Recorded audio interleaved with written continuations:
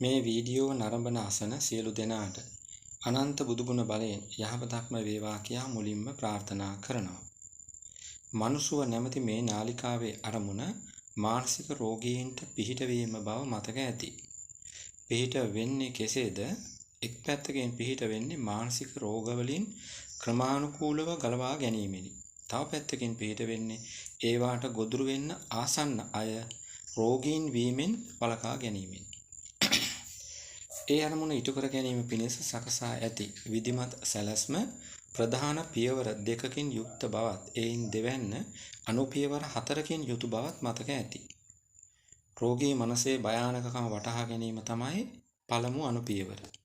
ස්ත්‍රීන්ගෙන් 20%ක්ද පුරුෂයන්ගෙන් 10%ක්ද ගොදුරු වන විෂාදය කියන රෝගය තමයි ඒ සඳහා මුලින්ම වෙන් කරගත්තේ. විෂාදයේ භයානකකම කෙටියෙන් හඳුනා ගන්න පැති 4ක් තෝරගත්ත බවත් එයින් පැති 3ක් ගිය දේශනය වන විට අවසන් බවත් මතක ඇති. අද තියෙන්නේ වෙනත් පැති වශයෙන් විෂාදයේ භයානකකම හඳුනා ගැනීම. වෙනත් පැති අතර ඔක්ස්ෆර්ඩ් ශබ්දකෝෂයේ අර්ථ දැක්වීමත් ලෝක සෞඛ්‍ය සංවිධානයේ අර්ථ දැක්වීමත් ප්‍රධානයි. මුලින්ම ඔක්ස්ෆර්ඩ් ශබ්දකෝෂයේ අර්ථ දැක්වීම ගන්නවා. මේ කෙටි දේශනයට පෙර මූලාශ්‍රය 1 කියා පෙනීමට සැලැස්සුවේ ඒක. කරුණු ගොන්නක් එහි එකට ගුලි වී තිබෙන නිසා වහා වටහා ගැනීම දුෂ්කරයි. එනිසා විභජ්‍යවාදී බුදු පියාණන්ට අනුව යමින් බෙදා කොටස් කර සිංහලෙන් මෙහෙම ඇහෙන්න සලස්වනවා. හොඳින් අහගන්න. සාමාන්‍යයෙන් සතුටු විය හැකි ක්‍රියාකාරකම් කෙරෙහි ඇති කැමැත්ත හෝ උනන්දුව නැති කරන්නා වූද ආහාර අරුචිය බලවත් කොට සිරුරේ බර අඩු කරන්නා වූද නිින්ද නොයෑම වරහන් ඇතුලේ විශේෂයෙන් අතරමැදි හෝ ආන්තික නිින්ද නොයෑම වරහන් වහලා හෝ බලවත් නිින්ද නොයෑමේ తත්වය ඔස්සේ අසාමාන්‍ය කායික දුබලතාවක් ඇති කරන්නා වූද තමන් වැදගම්මකට නැති අයෙකු බවට පත්ව ඇතැයිද තමා අත වරද ඇතැයිද යන සිතුවිලි මතු කරමින් සිතීමට ඇති හැකියාව හෝ සිත එකඟ කර ගැනීමට ඇති හැකියාව බිඳ දමන්නා වූද සියදිවි නැති කර ගැනීමට හෝ මරණය පිළිබඳ සිතුවිලි නැවත නැවතත් උපද්දවන්නා වූද දුක්බර දුම්නස් සහ සර්ව අසුභවාදී කල්පනා සහිත මනෝභාවය විෂාදයයි. නැවත කියවනවා අහගන්න. සාමාන්‍යයෙන් සතුටු විය හැකි ක්‍රියාකාරකම් කෙරෙහි ඇති කැමැත්ත හෝ උනන්දුව නැති කරන්නා වූද ආහාර අරුචිය බලවත් කොට සිරුරේ බර අඩු කරන්නා වූද නිින්ද නොයෑමේ හෝ බලවත් නිින්ද නොයෑමේ తත්වය ඔස්සේ අසාමාන්‍ය කායික දුබලතාවන් ඇති කරන්නා වූද තමන් වැදගම්මකට නැති අයෙකු බවට පත්ව ඇතැයිද තමා අත වරද ඇතැයිද යන සිතුවිලි මතු කරමින් සිතීමට ඇති හැකියාව හෝ සිත එකඟ කර ගැනීමට ඇති හැකියාව බිඳ දමන්නා වූද සියදිවි නැති කර ගැනීමට හෝ මරණය පිළිබඳ සිතුවිලි නැවත නැවතත් උපද්දවන්නා වූද දුක්බර දුම්නස් සහ සර්ව අසුභවාදී කල්පනා සහිත මනෝභාවය විෂාදයයි. ඔක්ස්ෆර්ඩ් ඩික්ෂනරි ඔෆ් සයිකොලොජි යන ශබ්දකෝෂයේ ඇති ඉහත අර්ථ දැක්වීමට යටින් වැඩිදුරටත් සඳහන් වන දේ තමා ඉතා වැදගත්. එනිසා එයත් කියා පසුව අර්ථය සිංහලෙන් ඇහෙන්න සලස්වනවා. හොඳින් අහගන්න. It appears as a symptom of many mental disorders. නැවත කියවනවා. It appears as a symptom of many mental disorders. මින් කියවෙන්නේ මානසික ආබාධ බොහෝමයක රෝග ලක්ෂණයක් වශයෙන්ද එය දැකගත හැකිය යන්නයි. ඒ කියන්නේ විෂාදය. ඒ අදහස අපට අවශ්‍ය අන්දමින් ලිහිල් කළ විට ඉන් කියවෙන්නේ විෂාදය යනු මානසික රෝගයක් පමණක් නොව තවත් මානසික රෝග ගණනාවක රෝග ලක්ෂණයක්ද වන්නේය යන්නයි. එනිසා ඉදිරියේදී විස්තර කරන විෂාදීය ලක්ෂණ එකක් හෝ කීපයක් තිබූ පමණින් අදාළ කෙනා විෂාද රෝගියෙකි කියා නිගමනය කිරීමට ඉක්මන් වීම සුදුසු නැහැ.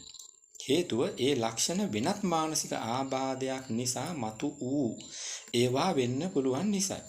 ඉහතකී ශබ්දකෝෂයේ පෙන්වා දෙන අන්දමට එකී වෙනත් මානසික රෝග කීපයක් මූලාශ්‍රය 2 ලෙස මේ කෙටි දේශනයට පෙර පෙනීමට සැලැස්සුවා. එයත් කියවන්න. දැන් වෙනත් පැති අතර දෙවන්නට යනවා. ඒ තමයි ලෝක සෞඛ්‍ය සංවිධානයේ අර්ථ දැක්වීම. කෙටියෙන් WHO කියන්නේ අන්න ඒක විසින් සෞඛ්‍ය ශාස්ත්‍රයට අදාළව කලින් කලට වැදගත් පතපොත ප්‍රකාශන ආදිය නිකුත් කරනවා. 1997 දී නිකුත් කොට ඇති Nation for Mental Health යනු ඒ අතර ඇති ප්‍රධාන ප්‍රකාශනයක්. ඒ විෂාදයේ අර්ථ දක්වලා තියෙන අන්දම මේ දේශනයට පෙර මූලාශ්‍රය 3 ලෙස පෙනීමට සැලැස්සුවා. එහි අදහස මෙහෙමයි.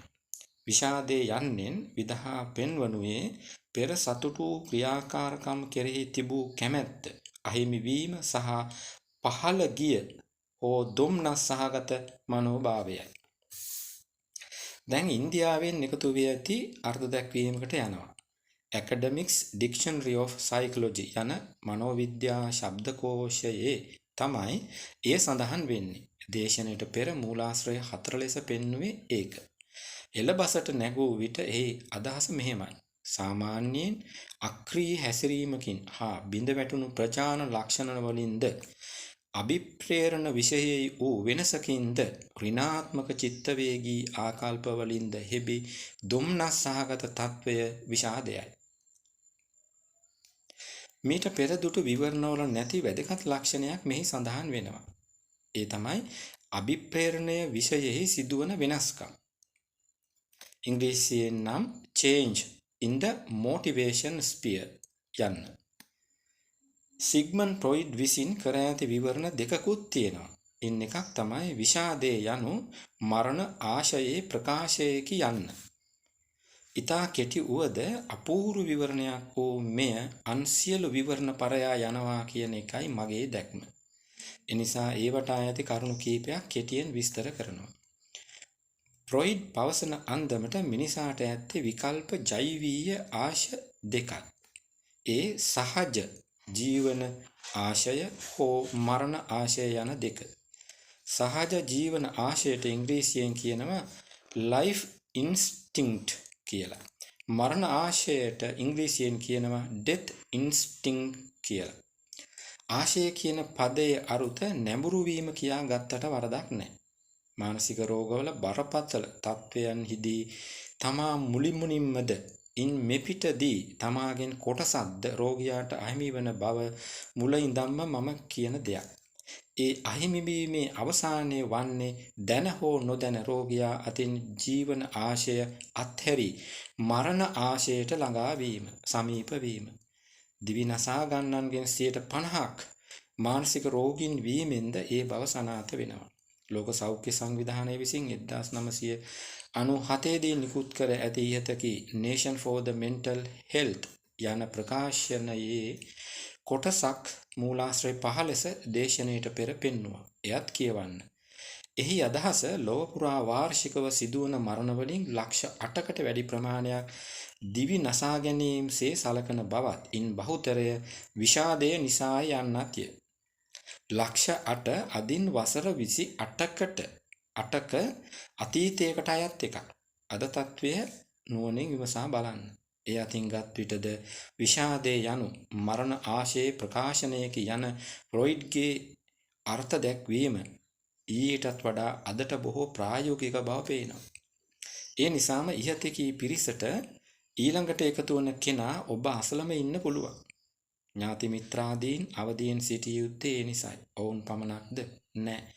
මනෝවෛද්‍යවරු මෙන්ම උපදේශන සේවයේ යෙදෙන අයද ඒ පිළිබඳ හොඳ අවධියකින් ඉන්න බව පේනවා. එහෙම කියන්නේ Taman හමුවට පැමිණ රෝගීන්ගෙන් මරුණ නම් හොඳයි කියා හිතෙනවද කියා ඔවුන් අසන නිසායි.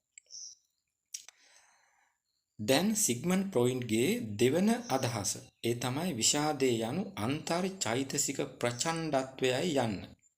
ෆ්‍රොයිඩ් මින් අදහස් කරන්නේ කෙනෙකු අතිශයින් ප්‍රිය කරන පුද්ගලයෙක් හෝ වස්තුවක් අහිමි වූ විට ශෝකය කෝපයක් බවට හැරී ඔහු තුලම සිතුවිලි ප්‍රචණ්ඩත්වයක් ලෙසින් ක්‍රියා කරන බවයි.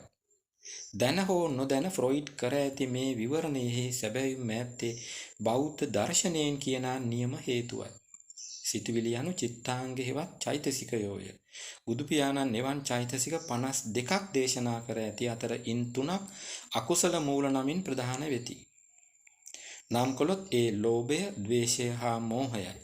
12 දුක්ඛයන් වදාරමින් යන බුදු පියාණන් පිය විප්පයෝගෝ දුක්ඛ කියා වදාරන තැනට අනුව ෆ්‍රොයිඩ් කියා ඇත්තේ ලෝභයේ නියම ඇත්තය. එසේ කීවේ ලෝභ, ද්වේෂ, මෝහ සහ මුලින් සිඳලු ආර්යයන් වහන්සේලාට ප්‍රිය අය හා ප්‍රිය වස්තු ගණයට යන මොනවා නැති වුණත් මාත්‍රයක්වත් කම්පාවක් නැති බැවිනි. ඉන් මෙහා සිටින සියල්ලන්ම එවන් අහිමිවීම හමුවේ යම් යම් මට්ටම් වලින් විෂාදය ආදී මානසික රෝගවලට ගොදුරු වෙනවා. අටුවාචාරින් වහන්සේලා සබ්බේ පුතජ්ජනා උම්මත්තකා යනුවෙන් කියා ඇත්තේ එයමයි. ඉතින් ඒ නිසා මානසික රෝගවල භයානක ගැන තවත් කියන්න දේවල් නැහෙනේ. නමුත් විෂාදයේ වර්ග මත ඊළඟ දේශයෙන් විෂාදයේ භයානකකම තව ටිකක් විස්තර කරන බව සලකන්න. අද දේශනය මින් නිමයි.